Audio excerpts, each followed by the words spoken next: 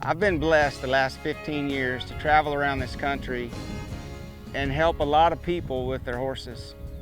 And in all that traveling and all the different horses that I've had my hands on and watched other people work with, the idea behind the Kerry Kuhn training halter was basically developed from years of watching these horses pull on people, dragging them around on the ground, and watching these halters not truly do what they were designed to do because they were rolling on your horse's face.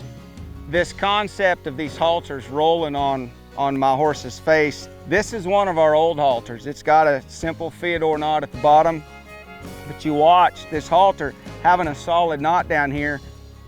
Anytime I move from side to side, if I'm lunging my horse around in a circle, anytime I pull from a lateral angle, you see what this halter does, how these knots that are designed to work on these pressure points right here, these knots don't stay put. They're constantly moving because this fyodor knot is solid, and all it does is it twists that halter on that horse's head.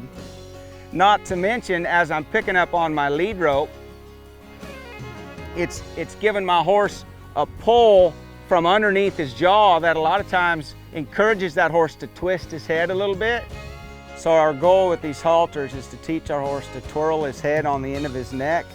So when he flexes lateral and he bends his neck, he keeps his head in a more vertical position to the ground, which keeps him better balanced.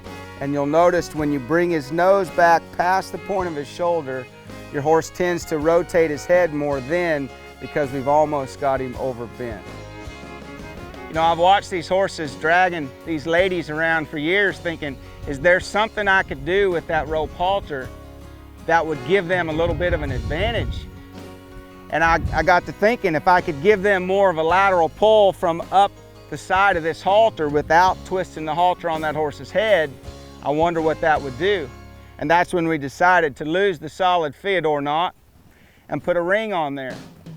And as that ring moves up the side of that halter, it acts more like a side pull, which encourages that horse to twirl his head on the end of his neck. He'll take his jaw right here and he'll just tuck it right into his throat latch as he rotates his skull on the end of his neck before he starts to bend his neck.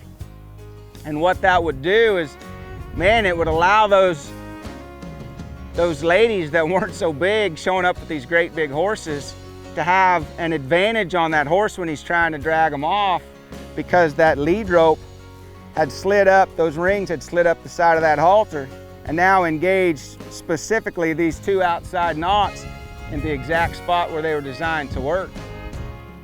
So with those ideas in mind, we've taken our rope halter and we've eliminated the fyodor knot. We now have 3 stainless steel rings down here that all move, and they can move from this knot all the way around to this knot, which is going to allow this halter to work.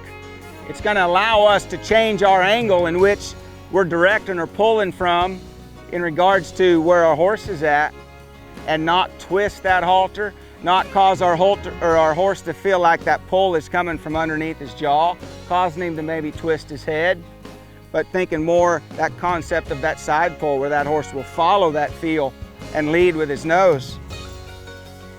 We'll go ahead and swap these halters out and let you guys see the difference here. The only thing we changed on these halters was the fyodor knot at the bottom. We still use the 2 knots across the nose. Again, it kind of goes with the whole concept of the rope halter. A lot of people will say, well, that's too harsh. You don't need these extra knots right here. Well, we put them there. They're gonna rest right here. If we don't need them, then we don't need them. They're just gonna hang there. What I'd like to say to my horse is, if you don't want these to speak to you, quit pulling on it. Don't be leaning on this halter so much. So now as I take my lead rope, same thing that I was doing with our old halter. As I move that and I change my angle, what you notice is those 2 knots right there don't move at all. Now with the 3 rings on here, what we do when we work our horses on the ground, we hook our snap, our lead rope, in all 3 rings. Okay, they all three have a different purpose, but the fact that they can all move to the same place when we're doing our groundwork, we hook our snap in all three rings just so the other two rings aren't flopping around. These halters having 3 rings on there, there's several different things we use those extra 2 rings for. You can cross tie a horse really easy with this halter, where these 2 rings will separate and you've got one on each side. You can use this halter to drive your horse. If you want to drive them on the ground before you get on, those rings work real well. And also you can ride your horse just with the halter itself, where you've got a rein hooked in each one of these 2 smaller rings on the sides. Now again, that ring has the freedom to move all the way up the side of this halter. What I'm going to try to do is I'm going to try to get my horse so soft that over time my horse is so sensitive to me picking that rein up that my horse gives to me and doesn't let me slide that ring up the side of that halter anymore. So we can ride these horses with just this halter, or we can use the halter to introduce our horse to a snaffle, where we can ride this horse with the halter and with the snaffle at the same time with just one set of reins. So we'll take our snaffle, put it over the top of the halter. We've taken our reins off the snaffle bit, and we will rig our reins up now using the small rings on this halter to come up through the ring of the snaffle. So with my snaffle hanging over the top of my halter and the small ring of the halter run through the ring of the snaffle, my reins hooked to that small ring. Now, when I pick up on my reins, depending on how I use them, as to how much I actually bring the snaffle into play. If I just pick up one rein, as I lift that small ring and it lifts the bottom strand of that halter, it's also going to pick that ring of the snaffle up on that side. And as long as my horse is straight, she's going to feel that pull drawn back a little bit this way on the ring of that snaffle. As she brings her head around, you'll notice that the pull starts to come more lateral to her face. Then it's not lifting on that ring so much on the snaffle. So it's just a small amount that I've actually engaged that snaffle bit on the corner of this horse's mouth. And when I pick up both reins and I draw straight back as if I was going to back her up, again, it's only going to let me draw back on the corners of her mouth with that bit so far until I run into the length, till I've taken all the slack out of this noseband, and now it's working more off of this right up here where these 2 knots are, the noseband of my halter, versus just pulling on my snaffle bit. So for us, it works very, very well to make a transition on these young horses where we've started them in a halter, we're ready to move to the snaffle, but we want a transition in there where we can introduce the horse to the snaffle without going cold turkey just to the snaffle. And it lets that horse still work through the pressure that he's already used to through the noseband of this halter while he's starting to get accustomed to the feel of that snaffle bit.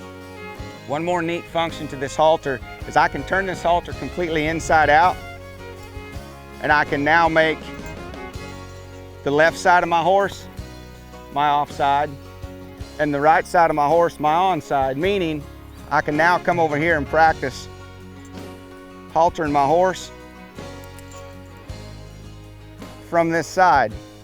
It's not something that you see people do a lot, primarily because halters aren't designed where you can turn them inside out if they have a solid knot down here, and they'll still tie and hang on your horse like they're supposed to.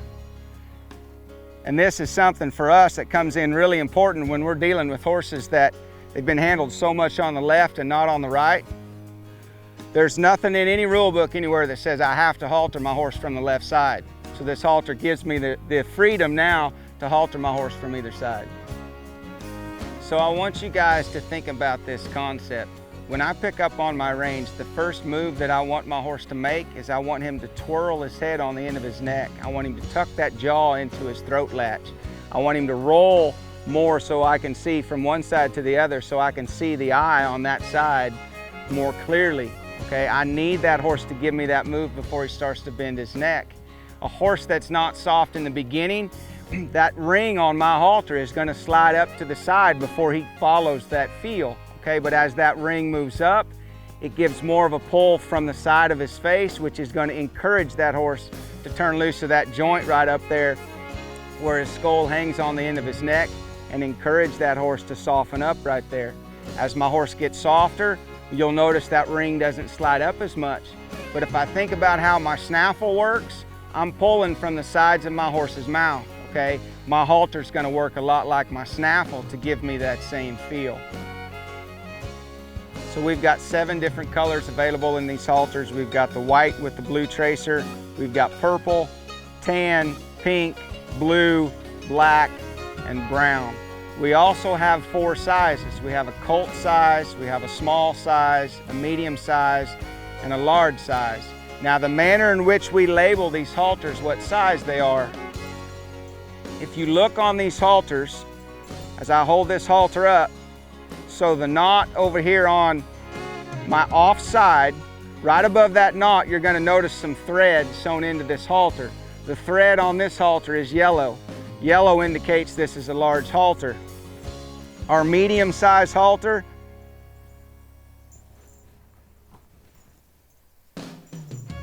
this brown one right here, again, the thread is in the same spot. It's above the knot on the off side. It's blue on our medium halters. On our small halters, that thread's gonna be green. And on our colt size halters, that thread's gonna be red. Now sizes on these halters, our colt size, what we've done is we've drawn these knots down tight. We've let our horses wear some of these halters for a week or so and let all these knots on this halter get drawn down tight, because this halter's gonna expand some once you start using it. And we measured the diameter, the circumference, of this noseband once all these knots were drawn down tight. We're looking at roughly 20 inches for the colt halter. We've got 23 inches for the small, 25 inches for the medium, and 27 inches for the large. And that's talking about the muzzle, where my noseband of this halter is gonna go around my horse's nose. Now, I mentioned the noseband. I've also got to talk about the distance between all these knots. It's all relative to the size of my horse's head. So when you guys are thinking about sizes, you want to measure the muzzle of your horse, but you also want to take into consideration the length of his head, okay? The length of his head is not the only factor. I also have to know the circumference of his muzzle. So when I get one of these halters, if I put it on my horse and it's a little snug, what I'm gonna do is I'm just gonna hook my lead rope to it, and I'm gonna go use it for a week. And I'm gonna let my horse lean on it some and draw all them knots down tight for me, so this halter can expand once those knots get drawn down tight, and then it should fit just right.